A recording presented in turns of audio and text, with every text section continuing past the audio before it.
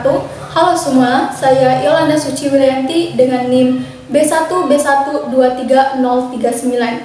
Saya dari kelas B, pengantar ilmu politik. Di sini saya akan memaparkan pembahasan materi mengenai ilmu politik dan ilmu-ilmu sosial lainnya. Di sini kita masuk pembahasan tersebut. Ilmu politik dan ilmu-ilmu sosial lainnya. Ilmu politik adalah ilmu yang mempelajari aspek-aspek negara, kekuasaan, pemerintahan, dan kebijakan dalam masyarakat. Sedangkan ilmu sosial lainnya adalah ilmu yang mempelajari kehidupan berbagai aspek kehidupan manusia sebagai individu maupun kelompok. Ilmu politik merupakan salah satu dari kelompok ilmu sosial dan erat hubungannya dengan anggota-anggota kelompok lainnya. Semua ilmu mempunyai objek penelitian yang sama, yaitu manusia sebagai anggota kelompok.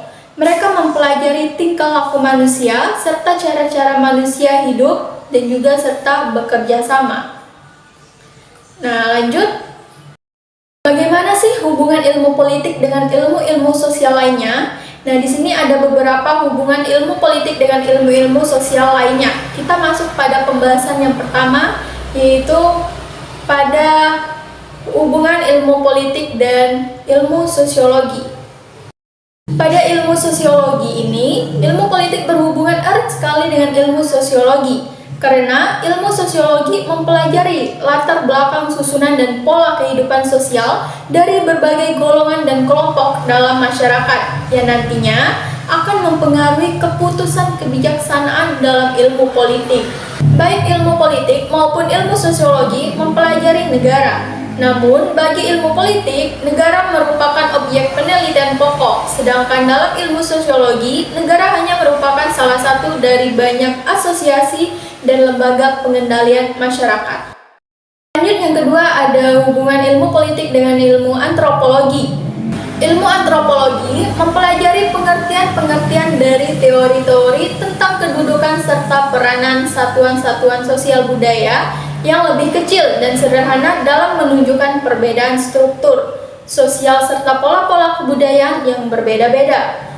Nah, hasil dari penyelidikan antropologi ini yang menyangkut aspek kultural termasuk dalam gagasan dan lembaga politik yang dapat menjelaskan mengenai dan perkembangan politik.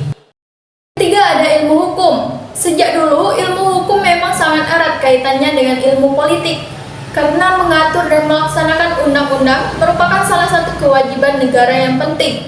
Ahli hukum melihat negara semata-mata sebagai lembaga atau organisasi hukum. Maka ahli ilmu hukum politik lebih sering cenderung menganggap negara sebagai system of controls, juga memandang negara sebagai suatu asosiasi atau kelompok manusia yang bertindak untuk mencapai beberapa tujuan bersama. Kemudian yang keempat ada ilmu ekonomi. Politik juga berhubungan erat dengan ilmu ekonomi, di mana prinsip yang tercakup dalam ilmu ekonomi akan diadopsi oleh ilmu politik, yakni pengambilan kebijakan dalam sistem politik yang bertujuan untuk kemakmuran ekonomi dalam pembangunan suatu masyarakat. Seorang sarjana politik misalnya dapat meminta bantuan sarjana ekonomi tentang syarat-syarat ekonomi yang harus dipenuhi guna memperoleh tujuan-tujuan politik tertentu, khususnya yang menyangkut pembinaan kehidupan demokrasi. Kemudian yang kelima ada psikologi sosial. Pada psikologi sosial, dalam pengkhususan psikologi yang mempelajari hubungan timbal balik antara manusia dan masyarakat, khususnya faktor-faktor yang mendorong manusia untuk berperan dalam ikatan kelompok atau golongan. Psikologi sosial mengamati kegiatan manusia dari segi-segi ekstern, seperti lingkungan sosial, fisik, peristiwa-peristiwa, gerakan-gerakan massa. Dengan demikian, psikologi sosial mempengaruhi suatu hasil keputusan dalam kebijaksanaan politik dan kenegaraan dengan memperhatikan sikap dan tindakan-tindakan sosial masyarakat yang melahirkan tuntutan-tuntutan terhadap kebijakan politik suatu pemerintahan. Kemudian selanjutnya yaitu ilmu sejarah. Sejarah merupakan alat yang paling penting bagi ilmu politik, oleh karena menyumbang bahan, yaitu data dan fakta dari masa lampau, untuk diolah lebih lanjut. Sarjana ilmu politik tidak puas hanya dengan mencatat sejarah, tapi ia akan selalu mencoba menemukan dalam sejarah pola-pola tingkah laku politik yang memungkinkannya untuk dalam batas-batas tertentu, menyusun suatu pola perkembangan untuk masa depan dan memberi gambaran bagaimana sesuatu keadaan dapat diharapkan akan berkembang dalam keadaan tertentu. Kemudian, geografi. Segala penyelidikan atas kehidupan manusia tidak akan bermanfaat dan tidak akan sempurna jika penyelidikan itu tidak meliputi keadaan geografi. Dengan kata lain, kehidupan manusia akan dipengaruhi oleh letak geografi, luas wilayah, kekayaan alam, iklim, dan lainnya. Dalam hal ini, terdapat cabang geografi, yaitu geopolitik, yang memberikan penafsiran geografis atas hubungan-hubungan internasional. Geopolitik berusaha melukiskan hubungan yang erat antara faktor-faktor geografis dan peristiwa-peristiwa politik.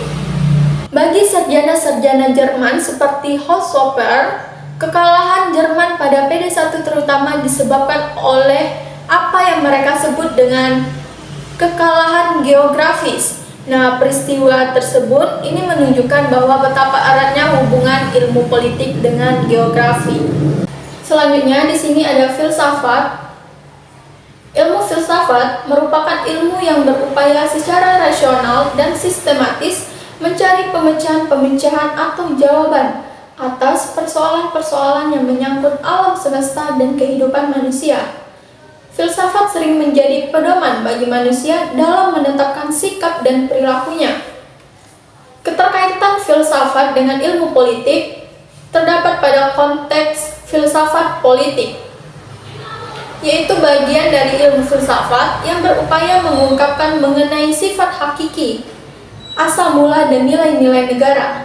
Negara dan manusia dianggap sebagai bagian dari alam semesta ilmu politik, menggunakan teori-teori filsafat untuk mengungkapkan atau menjelaskan mengenai sifat dan hakikat kajiannya, seperti hakikat negara, sifat negara, hakikat kekuasaan, hubungan manusia dengan negara, manusia dan kekuasaan, dan sebagainya. Baik, di sini selanjutnya ada biologi. Hubungan ilmu politik dengan biologi dapat dilihat dari banyaknya penggunaan atau istilah-istilah dalam ilmu politik yang diadopsi dari biologi. Selain pengadopsian istilah, politik juga mengadopsi pendekatan yang didasarkan pada perspektif biologi. Politik menganalogikan negara dengan makhluk hidup, di mana dinyatakan bahwa negara memiliki keinginan atau cita-cita untuk menerapkan prinsip-prinsip yang didasarkan pada norma dan etika kehidupan. Negara diibaratkan sebagai makhluk hidup yang terdiri dari unsur-unsur sebagai anatominya negara. Ini merupakan pendekatan kajian ilmu politik yang diadopsi dari biologi. Negara sebagai suatu sistem di mana terdiri unsur-unsur yang satu sama lain saling terkait dan memiliki ketergantungan, merupakan wujud lain dari pendekatan ilmu biologi yang diadopsi politik. Dan selanjutnya di sini ada perbedaan ilmu politik dengan ilmu-ilmu sosial lainnya dari segi objek formil. Yang pertama ada ilmu politik.